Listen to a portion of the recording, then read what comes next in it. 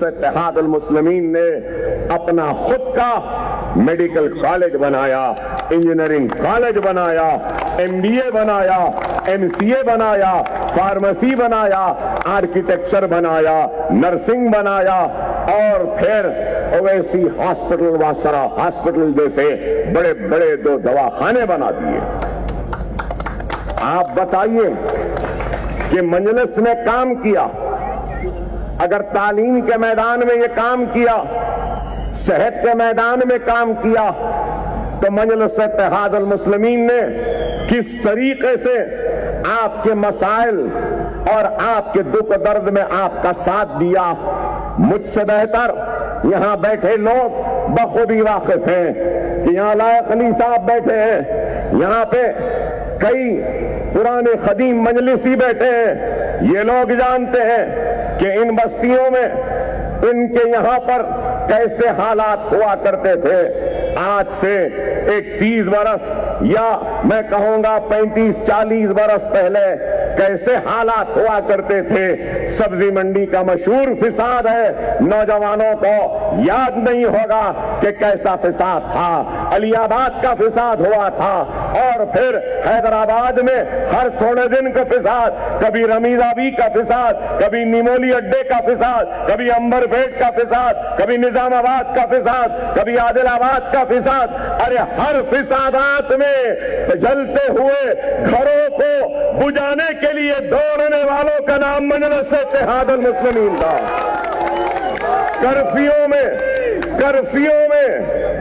Curfew में दाने दाने के लिए लोग परेशान रहते थे, तो अनाजों के लारियों को लेकर दरवाजों पे दस्तक देकर अनाज, दूध, डबल रोटी, चावल, दाल, तेल देने वालों का नाम भी मजलिस इत्तेहादुल मुस्लिमीन था।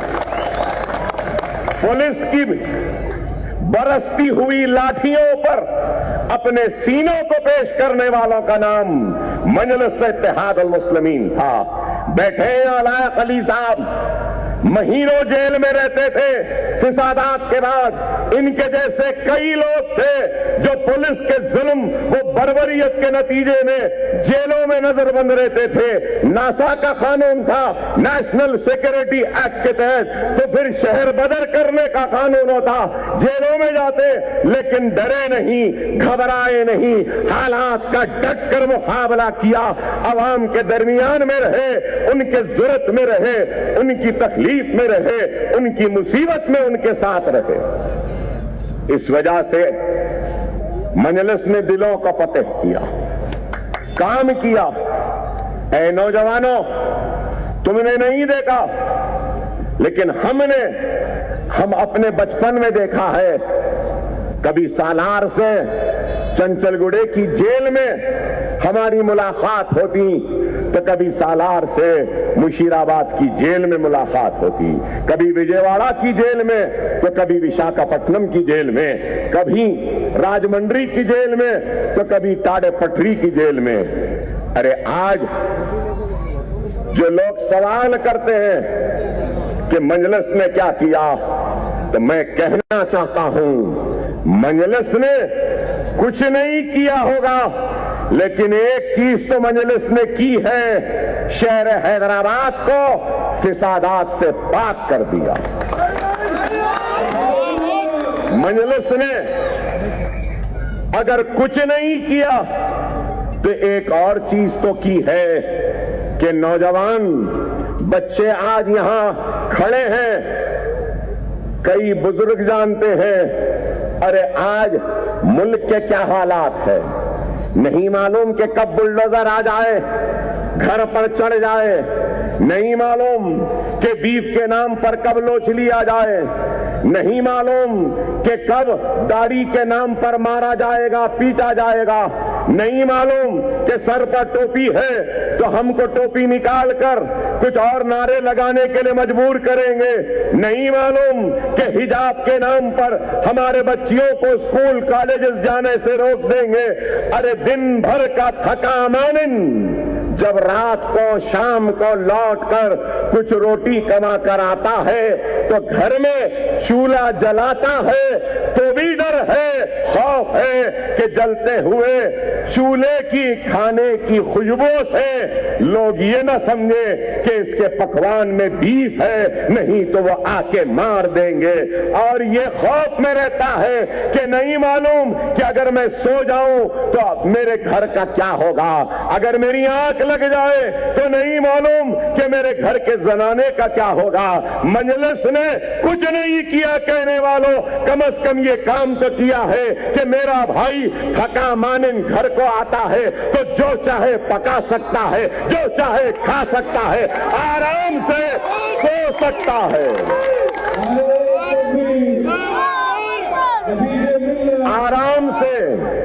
आराम से सो सकता है। कोई माय का लाल पैदा नहीं हुआ जो थके मानिन मेरे भाई के नींद में खलल पैदा करे। क्यों? ये क्यों? इसलिए कि हमारा इत्तेहाद जिंदा है, हमारा ईमान जिंदा है, हमारी जमात मजबूत है और इस मजबूत जमात और मजबूत इत्तेहाद के मजबूत क़यादत जिंदा है। क़यादत जहां नहीं परेशानियां वहां, जमात जहां नहीं कमजोरियां वहां, ईमान जहां नहीं वहां पर गैर महफूज। आज मुल्क के हालात क्या है ये आपके सामने है, आपसे कोई छुपी हुई बात नहीं है, सब खुला है आपके सामने कि मुल्क के क्या हालात हैं। आज आप बताइए, पहला इंतखाब लड़े मिस्टर मोदी तो क्या बोल के लड़े? अच्छे दिन। दूसरा इंतखाब लड़े तो क्या बोल के लड़े? चौकीदार। सही है या गलत? अब जो इंतखाब लड़ रहे क्या? अमृतकाल, विकसित भारत। आप बताइए, अच्छे दिन क्या आए? 15 लाख क्या आए? नौकरियां 2 करोड़ क्या मिली? आप बताओ, महंगाई आसमान को छू रही है, दाल महंगी, चावल महंगा, तेल महंगा, भिंडी महंगी, फली महंगी, पूरी तरकारी महंगी। तो सवाल ये पैदा होता है, जब मैं आप हम अनाज खाने वाले हमको महंगाई महसूस हो रही है, तो सवाल ये है कि अनाज उगाने वाला क्यों परेशान है? अनाज पैदा करने वाला किसान भी परेशान, अनाज उगाने वाला किसान भी परेशान, हमारे पेट को भरने का अनाज पैदा करने वाला किसान परेशान, और वो अनाज को खरीद कर अपना पेट भरने वाला भी परेशान। भाई आप बताइए, अगर मैं महंगी चावल खरीद रहा हूं, अगर चावल पूरा बन के तैयार होके मार्केट में आने को जितने भी पैसे हो रहे हैं मुझसे ले रहे हैं, तो फिर सवाल यह है, जब महंगाई इतनी बढ़ रही है तो किसान एहतजाज क्यों कर रहा है? इसका जवाब दो ना मोदी। मिस्टर मोदी जवाब दीजिए, जवाब दो इसका। महंगाई आसमान को छू रही है और किसान रोड पर बैठा है और तुम्हारी जुल्म और ज्यादती के खिलाफ एहतजाज करता है, तो तुम अपनी पुलिस के जरिए वो अनाज पैदा करने वाले, वो किसान जो हमारा पेट भरते हैं, पुलिस की लाठियां उन पर बरसती हैं। महंगाई पर एहतजाज करें तो जेल, किसान को उसकी मेहनत का पैसा नहीं मिल रहा है तो पुलिस की लाठियां। आप बताओ, 2 करोड़ नौकरियां देने की बात कही, क्या 2 करोड़ नौकरियां मिली साल में? अरे 2 करोड़ नौकरियों को तो छोड़ो, मैन्युफैक्चरिंग सेक्टर है, जहां पे, हाँ, मैन्युफैक्चरिंग से याद आया, मेक इन इंडिया भी बोले थे। कहां है मेक इन इंडिया? कहां है स्टैंड अप इंडिया? बोले स्मार्ट सिटी, बोले कहां है मैन्युफैक्चरिंग यूनिट जो होते हैं छोटे इंडस्ट्रीज? 5 करोड़ 10 लाख नौकरियां थी और साल 2016 और 17 में। आज सिर्फ 3 करोड़ है, 2 करोड़ कम हो गई। आप बताओ, हिंदुस्तान का 40% ग्रेजुएट बेरोजगार, आईआईटी से फारिग होने वाला 30% आईआईटीएंस बेरोजगार, 1 करोड़ 90 लाख काबिल औरत बेरोजगार। हिंदुस्तान में एक रिपोर्ट के मुताबिक 16 करोड़ ऐसे घर हैं जहां साफ पीने का पानी भी मुहैया नहीं होता। अरे बताओ, विकसित भारत, डेवलप भारत क्या है? बताओ, आप बताओ। अरे आज हमसे इख्तिलाफ होगा, लेकिन मेरे सवालात का जवाब दो ना, मेरे इन सवालात का जवाब दो। भड़काऊ भाईजान, दूल्हे भाई, ये वो बातें करते, चलो भड़काऊ भाईजान आज सवाल कर रहा है, जवाब दे दो। दूल्हे भाई सवाल कर रहे हैं, जवाब दे दो। क्यों ना जवाब? नहीं है जवाब। कहां है बताओ? अरे आज सनतें बंद हो रही हैं, महंगाई आसमान को छू रही है, बेरोजगारी से हिंदुस्तान का नौजवान परेशान है। और फिर ये क्या कहते हैं? ये, अरे भाई आप गैस के सिलेंडर की बात करो, पेट्रोल जो बढ़ रहा है उसकी बात करो, डीजल को कम करने की बात करो, नौकरियां देने की बात करो, पानी का मसला, साफ पानी 16 करोड़ घरों में नहीं है। आपको मालूम, आपको सुन के हैरत होगी, जितनी रहमत अल्लाह बरसाता है, जितनी बारिश हिंदुस्तान में होती है, उसका सिर्फ 33% पानी इस्तेमाल में आता है। बाकी करीब 70% पानी समुंदर में जा रहा है। समुंदर में आप बताओ, अरे आप पानी की जरूरत है। आज कर्नाटक कह रहा है कि पानी होना, तमिलनाडु कह रहा है पानी होना, हमारे तेलंगाना के चीफ मिनिस्टर बोले पानी होना तेलंगाना को, तो वो बोले नहीं इलेक्शन हो जाने दो, अगर तेलंगाना को पानी दूंगा तो कर्नाटक वाले नाराज हो जाएंगे। तमिलनाडु वाले पूछे तो ये बोले नहीं पानी नहीं, अगर दिए तो यहां नाराज। आंध्रा में पानी की किल्लत, महाराष्ट्र में देखो पानी की किल्लत। लिखने वालों ने लिखा कि 3rd वर्ल्ड वॉर अगर होगी तो पानी के लिए होगी दुनिया में लड़ाई। और यहां हमारे पास पानी है लेकिन इस्तेमाल कुछ नहीं है।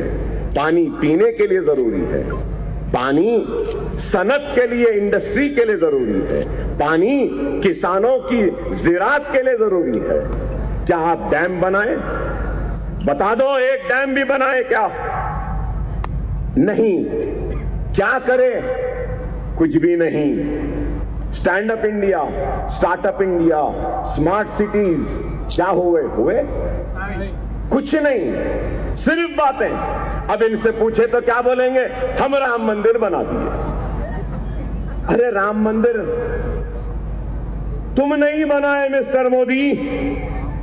राम मंदिर में 2 फरीक थे, लड़ रहे थे, मसला कोर्ट पर गया, मुसलमानों ने लिख कर दिया हमको इस मुल्क के दस्तूर पर यकीन है, हमको इस मुल्क के कानून पर यकीन है, हमको इस मुल्क के सुप्रीम कोर्ट पे यकीन है। बहस वो अलग है कि फैसले पर, लेकिन सिर्फ इतना कहूंगा कि सुप्रीम और फैसला आया मुसलमानों के खिलाफ। मुसलमानों ने अपने वादे को पूरा किया, वादे की खिलाफ वर्जी नहीं की, दस्तूर पर भरोसा किया, जजों का एहतराम किया, सुप्रीम कोर्ट और कानून की इज्जत की और फैसले को कबूल किया।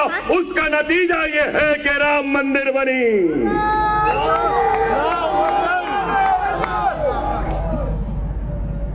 जरा भी अगर जर्फ होता, जरा भी शराफत होती तो कहना था कि मैं मुसलमानान हिंद का शुक्रिया अदा करता हूं कि उन्होंने अदालत के फैसले को कबूल किया और उस फैसले के कबूलियत का नतीजा कि राम मंदिर बनी।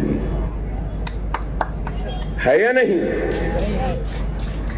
मगर इसका क्रेडिट भी ये लेते हैं। करप्शन खत्म हो जाएगा, ना खाऊंगा ना खाने दूंगा। वाह, नया रास्ता निकाले खाने का। इलेक्टोरल बॉन्ड 7,000 करोड़ रुपया आया इनके खाते में। हमको मारे, अखलाक को मारे, रकबर को मारे, घरों में घुस के मारे, बाजारों में मारे, ये बोलकर मारे कि इनके पास बीफ है, इनके पास बीफ है, ये बीफ चोर है, ये बीफ पका रहे थे, मारे, ये बीफ ले जा रहे थे, मारे, ये बीफ के साथ चल रहे थे तो मारे। मैं पूछना चाहता हूं, इलेक्टोरल बॉन्ड्स में बीफ एक्सपोर्टर से करोड़ों रुपया मोदी और बीजेपी ली ना? और फिर आज हिंदुस्तान बीफ जो एक्सपोर्ट कर रहा है, बीफ जो एक्सपोर्ट कर रहा है, उसमें दुनिया में दूसरे नंबर पर है। कहां से जा रहा? सबसे ज्यादा गुजरात की पोर्ट से सबसे ज्यादा जा रहा बीफ। दुनिया वालों को कह रहे हैं कि खाओ बीफ और हिंदुस्तानियों से कह रहे हैं बीफ खाएंगे तो मार खाएंगे, बीफ खाएंगे तो लोच लेंगे, बीफ खाएंगे तो जेल में जाएंगे, मगर बीफ का पैसा ये लेंगे। वाह वाह वाह वाह। गौ रक्षकों, गौ रक्षकों, गौ रक्षकों, मैं पूछ रहा हूं,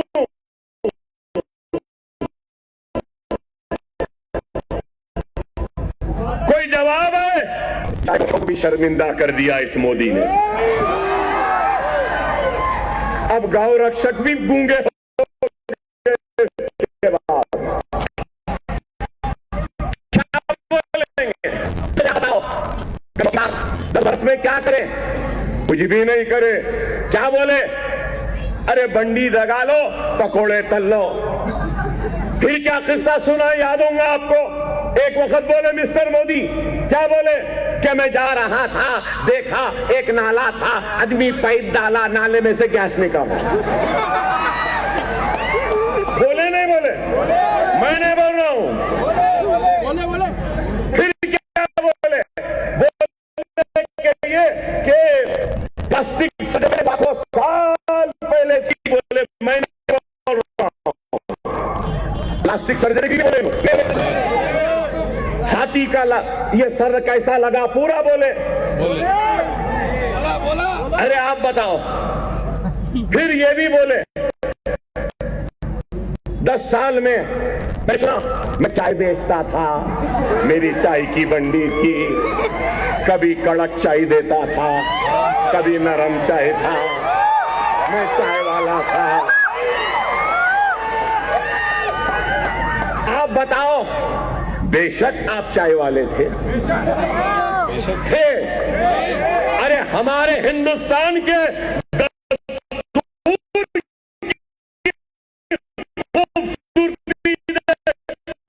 हमारे चाय वाले थे, आज वजीर आजम है। अफसोस, अफसोस, एक बादशाह था, फकीर हो गया। एक फकीर था, बादशाह हो गया। फकीरी जो बादशाह था, फकीर हो गया। उसकी फकीरी में भी बादशाहत थी। उसकी फकीरियत थी, लेकिन फिर जो बादशाह हो गया उसकी बादशाहत में भी फकीरी है। और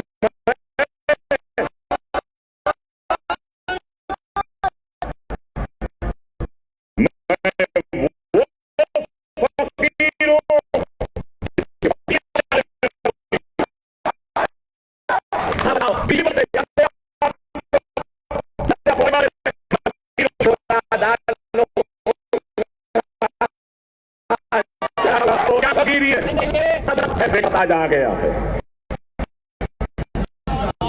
जाने का वक्त आ गया। जो मुल्क की बेरोजगारी करने में नाकाम हो गया है, उसको जाना ही पड़ेगा। जो मुल्क में डैम नहीं है उसको जाना ही पड़ेगा। सिर्फ बातें हैं तो क्या, एक्सा civil code, civil code, uniform civil code. अरे यूनिफॉर्म सिविल कोड की जरूरत नहीं है इस मुल्क को। यूनिफॉर्म नजर की जरूरत है, यूनिफॉर्म सोच की जरूरत है, uniform distribution of state wealth की जरूरत है। यूनिफॉर्म की भी जरूरत है। कारोबारी लोग हैं, लकड़ी का कारोबार बनाते हैं, जीएसटी कहीं पर 18%, कहीं पर 12%, कहीं पे 14%। तो आप इस मुल्क में यूनिफॉर्म सिविल कोड को छोड़ो, यूनिफॉर्म जीएसटी ला लो, एक सा सोच ला लो, एक सा नजर ला लो, सबको बराबर देखो। ये मुल्क सबका है। अब इनकी बातें क्या है? बच्चे पैदा करने वाले घुसपैठी मुसलमान मंगलसूत्र ले लेंगे। अरे आप बताओ, अरे बेरोजगारी की बात करो, 10 साल में आपने क्या किया बात करो, आने वाले 5 साल में क्या करेंगे उसकी बात करो, महंगाई को कैसा कम करेंगे उसकी बात करो, जो पानी जो जाया हो रहा है उसको कैसे बचाएंगे उसकी बात करो। नहीं, बात क्या, घर वापसी, लव जिहाद, बीफ बैन, हिजाब बैन, मंगलसूत्र, बच्चे पैदा कर रहे हैं, सब खत्म हो गया। तो अब कल से क्या बोल रहे हैं? पाकिस्तान। आप बताओ हमको क्या लेना देना है भाई? हमको हमारी फिक्र है, हमको हमारी परेशानी है, मगर इनको क्या है? नहीं वो बोलो ऐसा बोलो। अरे सिर्फ यही है, मुसलमान इस्लाम, मुसलमान इस्लाम, मुसलमान का डर बताओ, मुसलमान को डरा के रखो। अरे कोई मुल्क उस वक्त तक तरक्की नहीं कर सकता जब तक कि उस मुल्क के हर शहरी को इस बात का एहसास न हो कि वो इसके तरक्की का हिस्सेदार है। हिंदू को हिस्सेदारी दो, मुसलमानों को हिस्सेदारी दो, सिख को हिस्सेदारी दो, ईसाई को इस हिस्सेदारी दो, पारसी को हिस्सेदारी दो, सबको इस मुल्क की तरक्की कामयाबी का हिस्सेदार तरक्की करेगा। मुल्क की एक सबसे बड़ी अक़लियत खौफ में है, डर दिखा रहे हैं। अरे हमारे रिजर्वेशन, मुसलमान रिजर्वेशन ये तेलंगाना में, और फिर यही नरेंद्र मोदी बात करते हैं पसमानदा मुसलमान, नहीं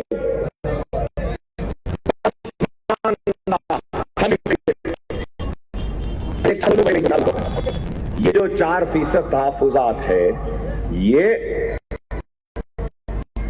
कास्ट बेसिस पर पसमानदा पे दिया गया है, मज़हब की बुनियाद पे नहीं दिया गया है, किसी से छीन कर नहीं दिया गया है। मगर सिर्फ बताना इनको मेरी बहनें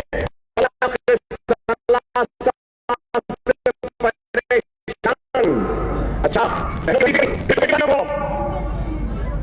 तो वो मोहब्बत कहां गई फिर? अरे मैं कह रहा हूं, मेरी बात को समझो, समझो मेरी इस बात को। सीए एनआरसी का कानून क्यों लाए? आज बौखलाहट में अपने इख्तिदार को जाता हुआ देखकर नासमझी में जो अंदर था ना, वो बाहर जबान से निकल गया। जो छुपा के रखे थे ना, वो जाहिर हो गया। क्या? कि मुसलमान घुसपैठी है। सीए एनआरसी के कानून के जरिए वो अपनी सोच को साबित करेंगे और बताएंगे कि मुसलमान घुसपैठी है, मुसलमान के हक को छीनेंगे, मुसलमान के दस्तूरी हुकूक को छीन लेंगे, मुसलमान की शहरियत को छीन लेंगे, मुसलमान को वोट देने का हक छीन लेंगे और दस्तूर हिंद को तब्दील कर देंगे। यही है। आप बताइए, मैं यही कह रहा हूं कि ये मुल्क सिर्फ मेरा नहीं, ये मुल्क सिर्फ मोदी का नहीं, ये मुल्क सबका, मुल्क हिंदू का है, ये मुल्क मुसलमान का है, ये मुल्क ईसाई का है, ये मुल्क सिख का है, ये मुल्क सबका है। मुसलमान भी इस मुल्क का हिस्सा है। मैं दूसरे दर्जे का शहरी नहीं हूं।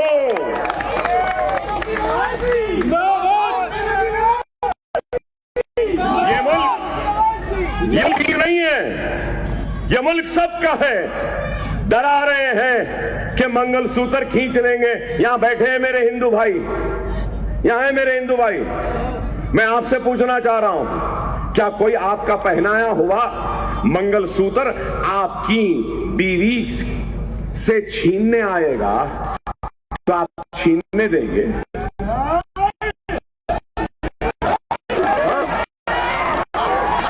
अब मजाक है, दिल लगी है। अरे मेरा हिंदुस्तान का हिंदू भाई इतना ताकतवर है कि वो अपनी बीवी के मंगलसूत्र की हिफाजत कर सकता है, और जहां कहीं भी कमजोर पड़ेगा तो उस हिंदू भाई के लिए अकबरुद्दीन ओवैसी और हम मुसलमान जाए।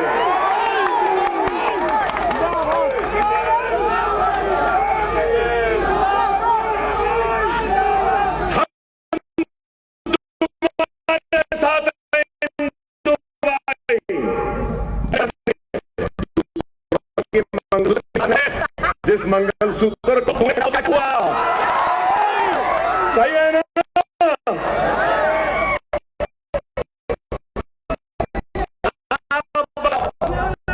अरे आज बच्चियों को रोकते हैं स्कूल जाने से, इम्तिहान लिखने से। अरे आप बताओ, आज हिंदुस्तान में रोजाना 90 रेप्स होते हैं। रिपोर्टेड कह रहा हूं। अरे आप बताओ, हिजाब बैन से ज्यादा रेप बैन की जरूरत है। क्या सही है या गलत? हिंदू बच्ची हो, मुस्लिम औरत हो, मुस्लिम बच्ची हो, पारसी बच्ची हो, या फिर ईसाई बहन हो, सब औरत गैर महफूज समझ कोई तो रोको, औरत की इज्जत को लुटने से बचाओ, उसको महफूज करो, कानून बनाओ। नहीं क्या है? क्या हिंदुस्तान का मसला 370 है? कश्मीर का 370 बोलते हैं। कश्मीर से हमको मोहब्बत है, कश्मीर हमारे मुल्क का अटूट हिस्सा है। कश्मीरियों से भी मोहब्बत कर लो, कश्मीर के कारपेट इंडस्ट्री से भी मोहब्बत कर लो। कश्मीर का सेब जो एक जमाने में मशहूर था, हमारे बचपने में हम खाते थे, याद होगा, डिलीशियस, आज कहां है? कश्मीर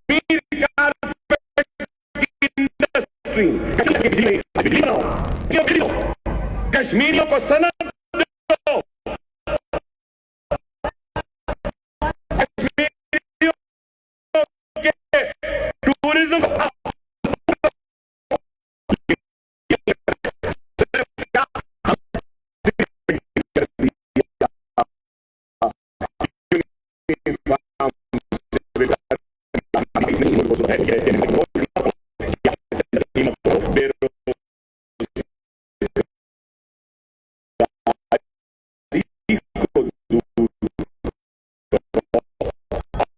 मुसलमानों के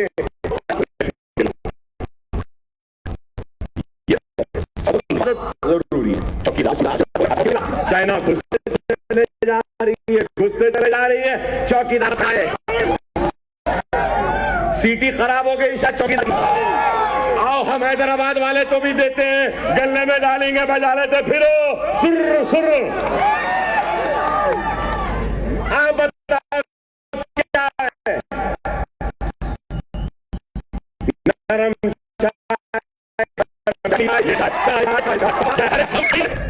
कि आज इस मुल्क की जो सबसे बड़े मसाइल हैं उस पे तवज्जो दो। आज मेरी इस बात को लिख लो, याद रखो, अगर हम मुनज़्ज़म नहीं होंगे, मुत्तहिद नहीं होंगे,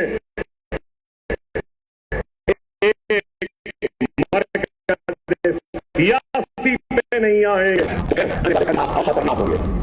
ये मैं नहीं कह रहा हूं, मोदी ने खुद कि अब तक जो देखा ये तो ट्रेलर था, पिक्चर बाकी है का बोला या नहीं?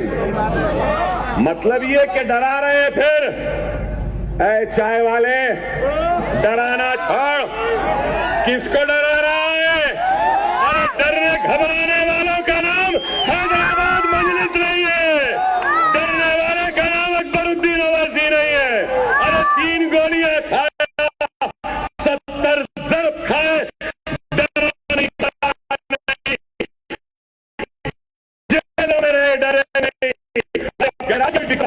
बहुत बाकी है।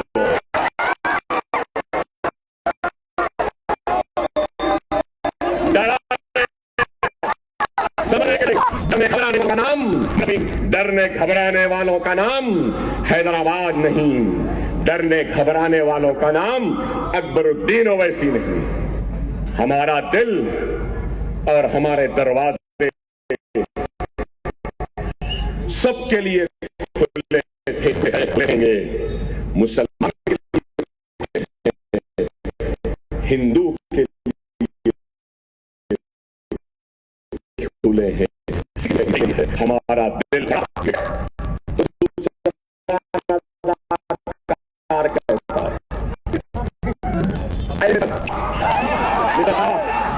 आए थे, हमको रजाकार बोल के गए।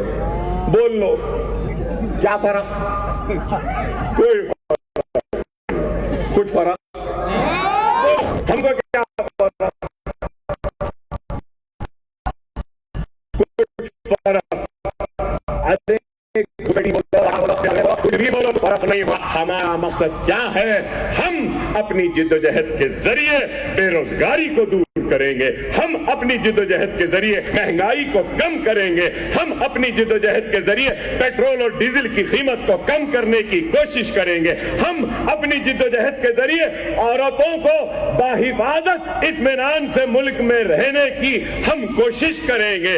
हम कोशिश करेंगे कि हिंदुस्तान का पानी जो जाय हो रहा है उसको इस्तेमाल में ला सके। हम कोशिश करें पानी मिले, हम कोशिश करेंगे कि हर घर में बिजली आए, हम कोशिश करेंगे कि हर बस्ती, हम कोशिश करेंगे कि हर बच्चा पढ़े लिखे, हर कोशिश करेंगे कि हमारे बस्तियों में दवाखाने आए, बीमारों का करेंगे कि हमारे गरीबों को वजीफा में, हम करेंगे कि जो किराए के घर में हैं उनको जाती घर मिल जाए।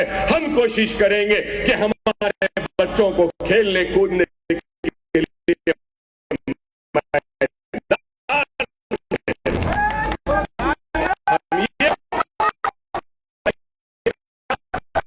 आपकी जिम्मेदारी है कि आप हमारी कोशिश को इजाफा करें, हमारी जुर्रत में इजाफा करें। अकबरुद्दीन ओवैसी अब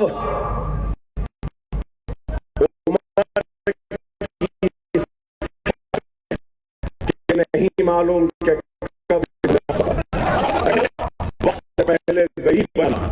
मेरे गुर्दे का पेशाब की थैली, अंतड़ियां, मेरे खून में आयरन नहीं बनता, 3-3 महीने को आयरन चढ़ाना, खड़े खड़े गिर जाता हूं। ज़ईफ नहीं हूं, लेकिन ज़ईफों जैसे बना दिया दुश्मनों ने, लेकिन मैंने उनको भी माफ किया है, उनको भी माफ किया। नौजवानों, मेरे कमजोर जिस्म को तुम्हारे जवानी के जोश की जरूरत है। मेरी जरूरत की जरूरत है। बुजुर्गों,